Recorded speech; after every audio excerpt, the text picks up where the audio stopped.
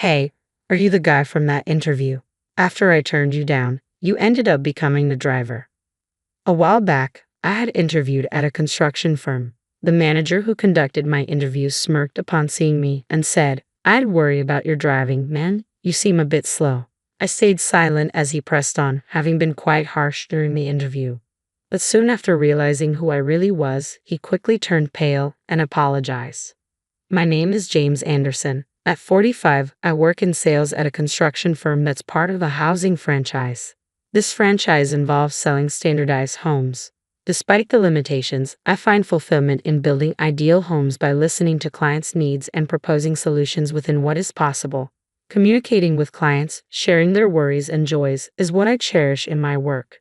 I absolutely love my job. I live with my wife, daughter, and my father-in-law, who is the president of the franchise headquarters. My wife works there too as an office assistant. This company holds study sessions several times a year for employees of franchise partners. It was during one of these that I met my wife when she was handling the reception and distributing documents. Only after we had been dating for a while did I learn her father was the president.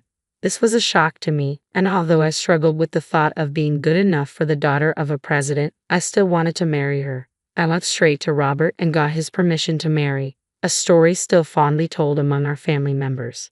One day, I was called to the headquarters.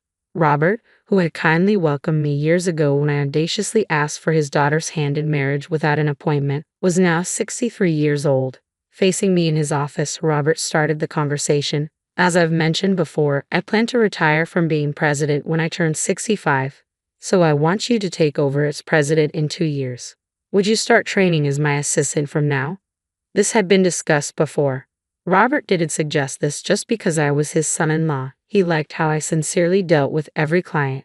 Since the president of the construction firm I worked for had agreed to this, I nodded to Robert's words, thinking the day had finally come. "Although I'm inexperienced, I will serve with all my heart," I said.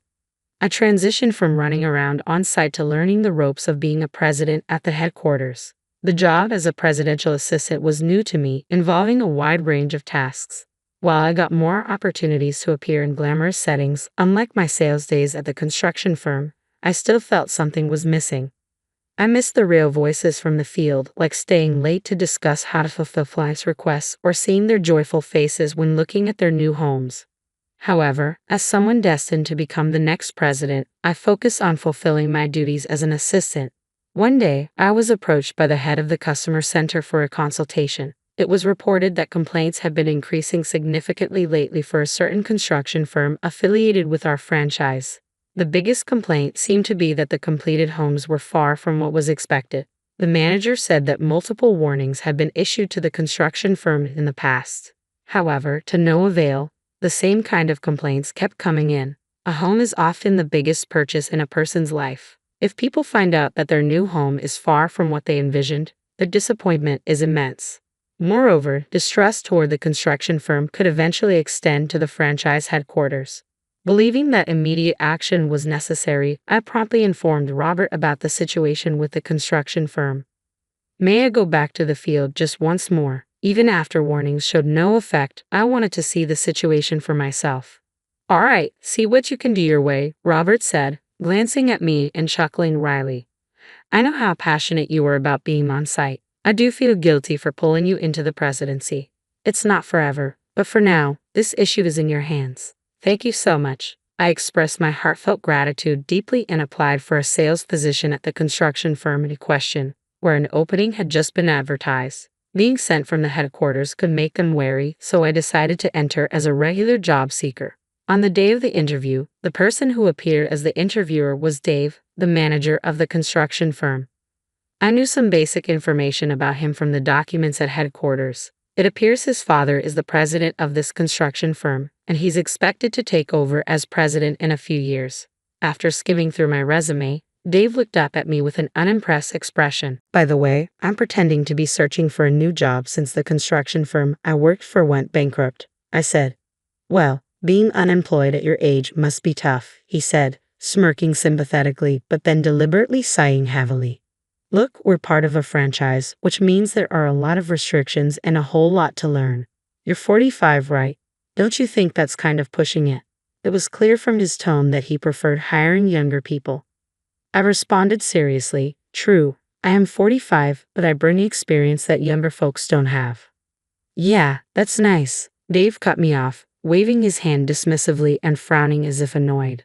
"Look, you don't seem to get it, so let me explain." He looked at me as if I were a child who wouldn't listen. "We're a franchise. To make a profit while paying royalties to headquarters, it's more important to secure a number of contracts than to indulge in some client fantasy. Do you get that so far?" His attitude suggested he thought I was completely clueless. "To secure these contracts, we need aggressive sales. Younger, energetic people are simply more practical for us than tired old men. Even someone as slow as you can understand that, right?" Dave smirked and sighed again. Indeed, his argument had some points.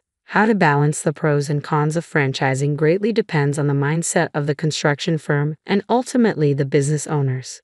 Dave's stance was completely opposite to my client-first approach. I couldn't help but counter him. "Of course, we're not volunteers here. I understand the need to make a profit, but for our clients, a home represents their dreams and hopes. It's crucial that we engage with each one of them." But once again, Dave interrupted me. "What's an unemployed old guy like you talking about? You're pretty cheeky." He had been looking down on me with a smug grin, but the idea of being lectured by a middle-aged unemployed man seemed to really annoy him, and he glared at me fiercely. "You talk about soft stuff like that, and that's why you're unemployed. You say your company went under, but weren't you actually fired?"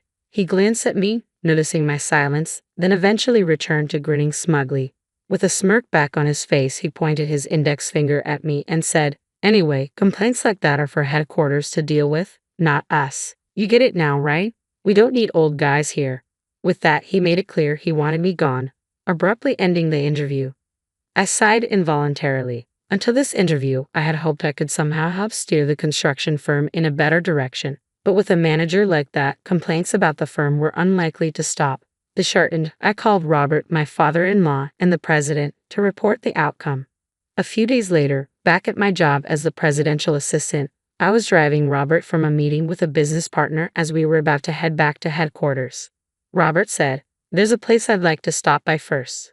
"Okay," I replied. Although we had no other appointments outside, we had some time, so I followed his directions and drove to the specified location. It turned out to be the very construction firm we were discussing. Well, it's an honor to have the president of headquarters stop by. As soon as I parked the car, Dave, recognizing it as the company car from headquarters, rushed out and showed a fawning attitude to Robert. But when he noticed me getting out of the driver's seat, his eyes widened slightly before he sneered and addressed me. "If it isn't the old man from that time. Oh, you got turned down by us and became a driver, huh? This guy came to interview at our place a few days ago. Well, he didn't meet our hiring criteria, so I had to turn him down," Dave explained ingratiatingly, looking over at Robert who was standing by. Then turning back to me with undisguised contempt, he continued, "Hey, if your driving injures the president, I won't let it go, you know. I'm worried because you seem so slow." His loud laughter was the only sound in the awkward pause that followed. But cutting through the tension, Robert finally spoke up. "Hey, you, is that how you speak to the next president?" Dave tilted his head, confused by Robert's words. "Next president? This gentleman is." "Yes, that's right. The man here, James, is my son-in-law. He's currently assisting me as a presidential aide, but he will eventually take over my position." Stunned, Dave muttered, and Robert affirmed with a stern look, "I've known your father for a long time and have held him in high regard, but unfortunately, it seems you don't fit our company philosophy. We'll need to reconsider the franchise contract." Dave's face drained of color as Robert informed him of this. In a panic, he started to make excuses, his smile tinged with flattery. "I apologize for the oversight. If I had known, I would have shown the proper hospitality." "Oh, you're too sly," he stammered, sweating profusely and with a strange smile. Dave turned his awkward charm back on me. However, Robert dismissed his words. "Oh, you didn't know about him. Is that what you're saying? That means you must not have attended any of the headquarters training sessions, am I right?" Caught by Robert's pointed question, Dave's eyes began to dart around nervously. However, Robert persisted in his advances toward him. "If you had attended even one recent training session, you would have known he is the next president." "Oh, well, that is." Dave was rubbing his hands together as he glanced around. At that moment, A car pulled into the parking lot, and an elderly man stepped out with a surprised expression on his face. I recognized him. He was the president of this construction firm. What's going on here? It seemed he had just returned from being out, but when he stumbled upon the scene where Robert, the president of the headquarters with whom he had a personal relationship, his son-in-law, and his own son were apparently having a dispute in the parking lot of his own construction firm, he wore a clear expression of bewilderment. Please come inside, urged by the firm's president. We moved to the reception room where I explained the origin of the complaint and that his son had apparently been missing the training sessions. Upon hearing my explanation, the president turned his gaze sternly toward his son. What's this about? His voice strained with anger and disappointment. His son finally admitted his negligence. I've been busy with work and haven't attended for about 4 months. Like a child caught in a prank, the son hung his head awkwardly as his father, the president, let out a huge sigh and then deeply apologized to us. I truly apologize for my son's disrespectful behavior. Additionally, it seems he hasn't been attending the mandatory training sessions for our franchise partners. What? Really? Upon hearing his father's words, Dave let out a frantic cry. Apparently, he was unaware that attendance was required. Realizing this, the president sternly reprimanded his wayward son. You thought you could slack off because you're going to be president one day? I never taught you to disregard our clients' needs and desires just to make a profit. While saying this with a flushed face, the president apologized again. Truly, this is all my fault for not supervising properly. I think a contract termination is unavoidable. Hearing this, Dave seemed to regret his actions belatedly, lost for words in dismay. The son shrank under his father's reprimand, and the father continued to apologize. Watching the two of them, Robert then slowly began to speak. Hey, please look up. There's no need to change the franchise contract. Dave looked up before his father at Robert's words, but Robert just glanced at him briefly and continued in a lecturing tone. Only if your son steps down from his managerial role and agrees to start over as a regular employee to relearn everything. Understood. Both father and son's voices overlapped. Dave looked at his father as if in disbelief, but his father ignored his look. Thank you very much, he murmured his thanks gruffly. Then the president turned to me. I know it's a lot to ask, but I would really appreciate it if you, James, could help us by becoming our sales manager and turning our company around. Startled by the request, I blinked and then looked at Robert, who nodded as if to say he understood. Responding to that, I gave a nod to Robert and then faced the president again. Yes, I'd be honored to help. And so, I began working as the sales manager at the construction firm. Dave initially seemed unhappy, but perhaps influenced by my and the others' attitudes, he eventually started taking his work seriously.